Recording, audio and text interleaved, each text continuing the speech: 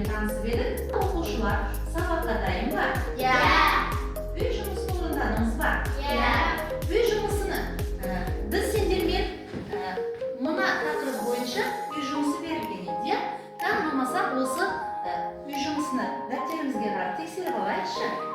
Barlig'imizda o'slar chiqdimi? Demak, javobi qanday ekan? Kim aytadi javobi? Yusufjon aytadi. 2197 kilometr temir chiqdi. Barakalla. Barlig'i o'sday javob berib chiqqan o'quvchilar o'rnidan tura qo'ysin. Barakalla o'tiringizlar. Behruz qanday bo'ldi senga? O'tiringizlar. Behruzning javobini qaraylikchi. Behruzda ko'paytgan кезде sal shatasibdi. Uni keyin tushunib qo'yadi o'zi. Ma'qulmi? Barakalla sinfimiz bariqlari saboqlardan bo'lsanglar, bugun sizlarga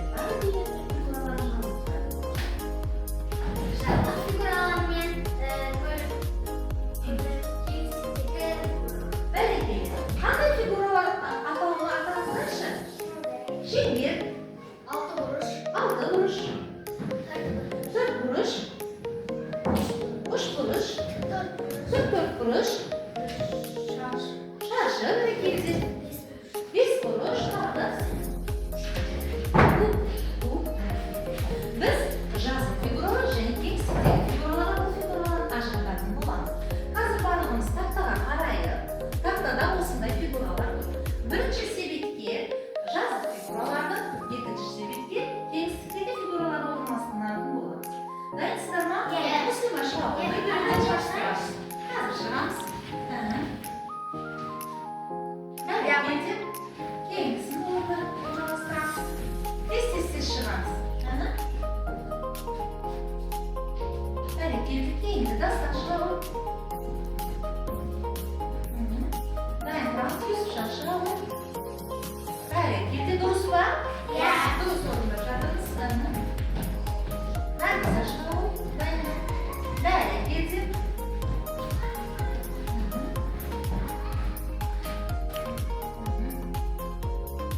Shatasizmi? Shatasizmi. Bu qanday figura? Bu figuraning atovi qanday ataladi? 4 urush ekan. Demak, bu qanday figura? Keyin o'qish.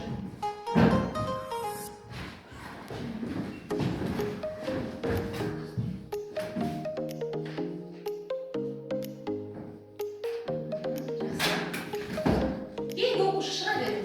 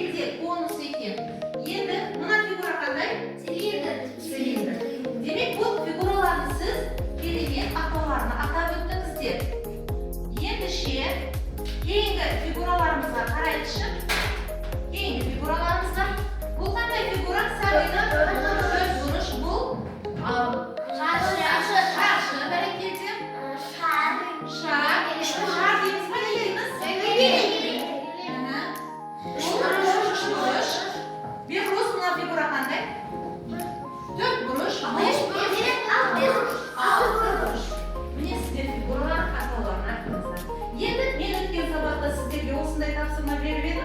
Осы фигураларды үйде орындап келіңіздерші, кеңістіктегі фигураларды бердім, иә? Демек, осыларды мен оқушыларды орындап келіңіздер. Бұл қандай фигура? Цилиндр бәрекелді. Бұл конус. Бұл пирамида. Өте керемет. Бұл шапшы. Бұл кул деп аталады бәрекелді. Мынаушы параллелепипед екен. Мынаушы енді айтыңыздаршы, біздің сыныпымызда осындай параллелепипед тәріздегі қандай заттар осындай? Қандай? Есікті достар. Кітап бәрекелді тағы. Сыныбымыз осындай тәрізде тағы. Шкаф бәрекелді. Қандай? Экранымыз осындай тәрізде. Бәрекелді. Демек, бүгін сіздермен балалар осындай тік бұрышты параллелепипедті көлемін тауып үйренеміз. Дәптерімізде бүгін күні жазылады.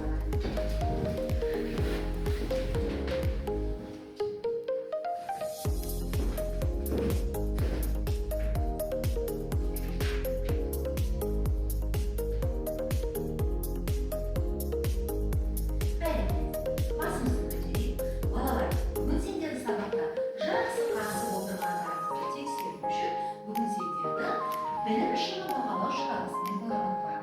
Сол үшін бүгінгі тапсырмамды жақсы орындаған оқушыларға қалай білім шыңы жаққа қалай шығып жатқандығын тексеріп қарайтын боламыз. Сіздердің барлықтарыңыздың есімдеріңіз осы жерден табып, кім осы білім шыңына жетіп алады екен, бүгінгі сабақта біліп алатын боламыз. Енді балалар, бүгін мынау тапсырма бойынша кітаптарымызды ашып, мына кітаптың бетіне қарайық. Кітабымызда да бұл екінші тапсырмаға қараңыздар. Бұл тапсырмада осындай бір фигураларды біз көлемін табуға арналған бізге көрсетіп қойды. Бұл үшін тік бұрышты параллелепипедтің ені, биіктігі және көлемін олар үйренеміз, иә? Міне оның биіктігі және оның ені және оның ұзындығы да. Бұл фигураның көлемін табу үшін осы үш жақтан бір-біріне көбейтеді екенбіз. Не істелгеніміз? Көбейтеді екенбіз. Міне оның формуласын сіз көрдіңіз. Демек, көлем Б әрпімен белгіленеді. А оның ұзындығы, Б оның ені және С оның биіктігі. Осы үш жағын бір-біріне көбейтеді екенбіз. Куб тәріздегі, міне ол, куб тәріздегі фигураның көлемін табу үшін оның жақ-жақтары барлығы бірдей ғой. А-ны А-ға және тағы А-ға көбейтіп А куб деп белгілейді екенбіз. Осыны дәптеріңізде жазып отырыңыз.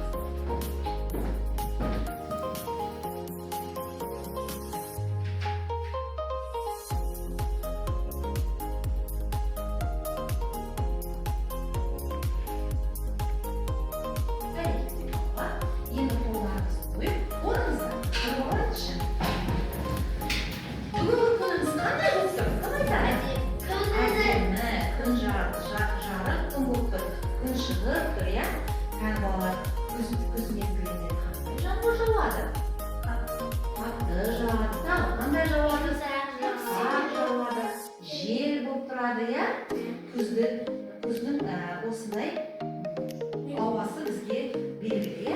Кеттік, қазір біз сіздерге жаңбырды жауып, желмен басталғаны қолдарымызбен бірге көрсетейікші. Жаңбыр желмен басталды, сосын жаңбыр тоқтап жауды, сосын қатты жауып бастады. Өтелеп, жаңбыр өтелеп жауды, тағы жай жауа бастады, сосын тағы жел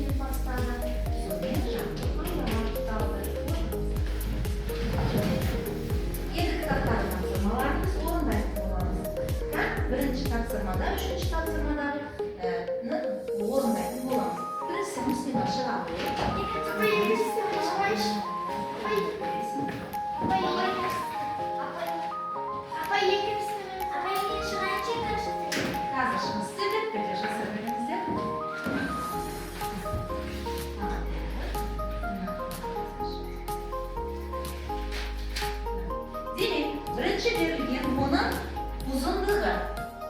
İkinci eseptirip жазамыз.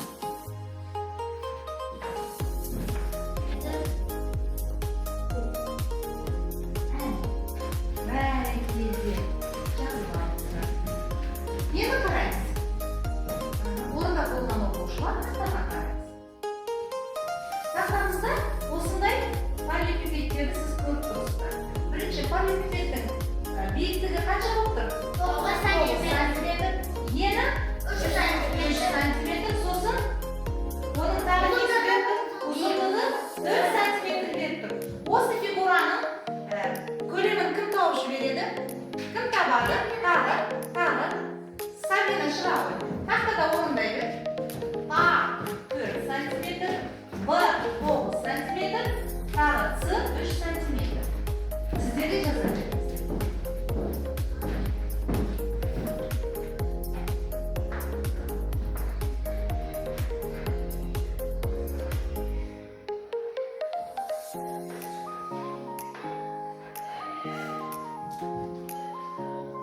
Söyleyip durup жазамыз.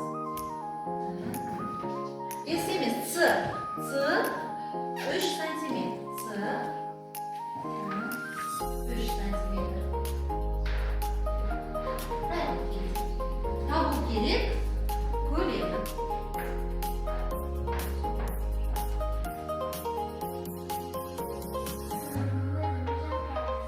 Елде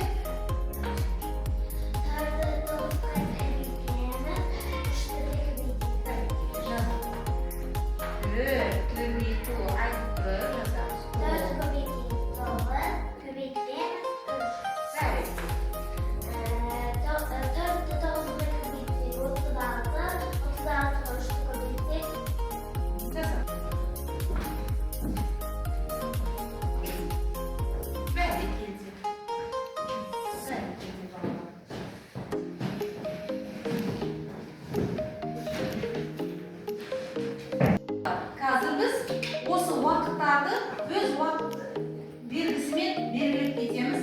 Ол үшін әр топтан бір оқушы шығып, осыны орындайды. Сабина бұл топтан шығады, Салиха екінші топтан шығады, үшінші топтан Мұхаммед шығып, өз орындарына табамыз. Сағатқа қарап, сағаттың қандай сағат белгіленіп тұрғандығын табасыздар.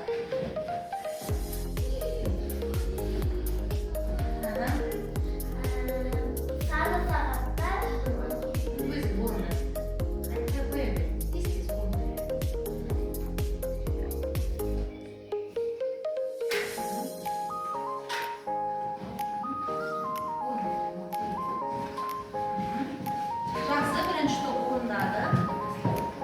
Тағы кім көмектеседі? Мұслима Шыравой. Көмектесеміз. Тексереміз. Бұл топтағы 3-тен 10 минут өтті, оннан 35 минут өтті. Жақсы, 6-дан 5 және 10-нан 5 минут өтті. Сен мына жақтан орындайды. Келді. Жақсы. Қош емектеп қойыңыздар. Жақсы. Топта балық жинады. Кейін Салиха қызымыз керемет. Кейін бізде тағы Сабрина қызымыз өте керемет орындап жатыр. Кейін сабақтарда тағы сұрайтын боламыз. Бізде тағы Мұхаммед керемет орындалды бүгін. Сосын бізде Бекөзде өте жақсы қатысым бар. Маған